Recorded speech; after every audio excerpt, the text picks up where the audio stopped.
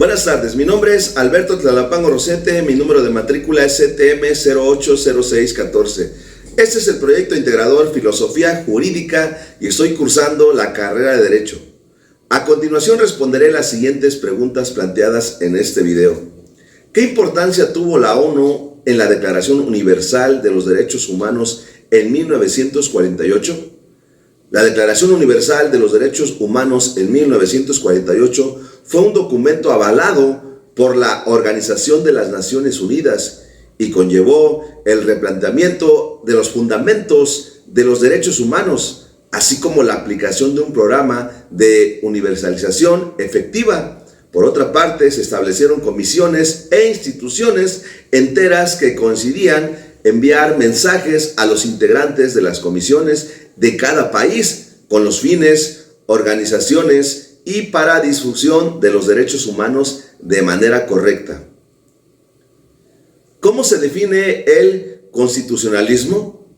Se denomina constitucionalismo al sistema político que se basa en el imperio de la Constitución, es decir, a la ley superior de un Estado, la cual establece límites, libertades, obligaciones y derechos a los ciudadanos y a los gobernantes. Su concepto también es utilizado para citar la ideología que promueve este tipo de organización política y social.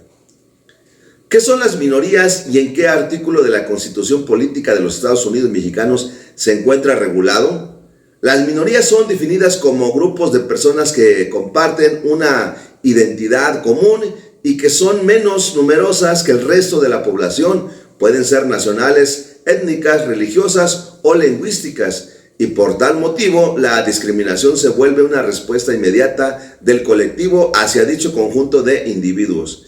El artículo 1 de la Constitución Política de los Estados Unidos del 2022 da un acercamiento a lo que considera como minoría.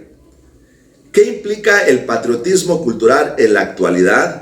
El patriotismo cultura se define como un conjunto de bienes tangibles, intangibles y naturales que forman parte de las prácticas sociales de una comunidad. Actualmente estos bienes implican un significado y un valor especial para las comunidades, ya que son transmitidos de generación en generación.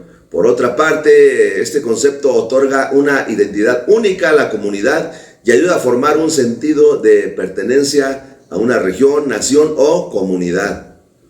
¿Qué son los derechos humanos de tercera generación y cuál es su origen? Los derechos colectivos con mayor relevancia en el sistema jurídico mexicano pueden extraerse del artículo 588 del Código Federal de Procedimientos Civiles 2022.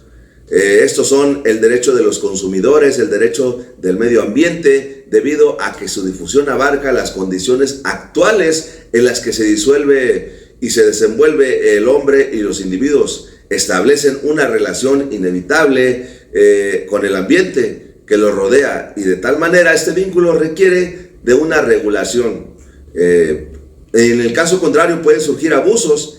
Estos derechos deben ser protegidos por una norma legal, la cual rige los casos especiales que no son de aplicación general por los órganos jurisdiccionales correspondientes. ¿Qué son los derechos colectivos y dónde se estipulan? Los derechos colectivos se estipulan con fundamento en el sistema jurídico mexicano en el artículo 580 del Código Federal de Procedimientos Civiles 2022.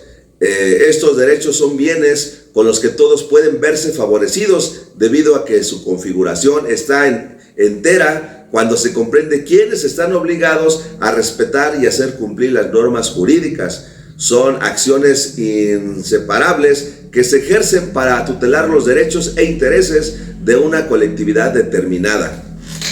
¿Qué es la ética, la moral y cuál es su relación con el derecho?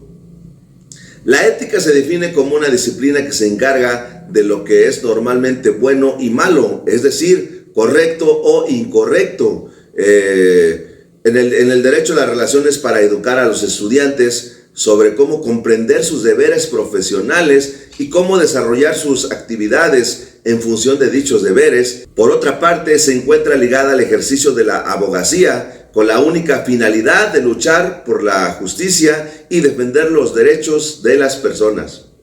La moral es un conjunto de normas y valores con los que las personas y grupos identifican su proyecto de felicidad. Se ocupan estándares, reglas de buena conducta en la sociedad. En el caso de los derechos jurídicos, es básicamente la ley que define la posición de cada agente. La moral y el derecho están sumamente relacionados, ya que la magnitud social es esencial para la humanidad, así como la armonía social. En el caso de los derechos jurídicos, es la ley la que define la posición de cada agente. Moralmente son las normas o las razones morales las que determinan si un sujeto tiene un derecho, una libertad, una inmunidad o un deber. ¿Qué importancia usted le concede a la filosofía jurídica en el contexto mexicano? Es de suma importancia para los mexicanos debido a que la filosofía jurídica ha sido un instrumento de mucha ayuda para los mexicanos, esto para comprender los problemas que se han presentado en la sociedad. Hoy en día la filosofía sigue siendo indispensable e importante para enfrentar los desafíos actuales del país, como la pobreza, la violencia, la corrupción y el cambio climático. Gracias.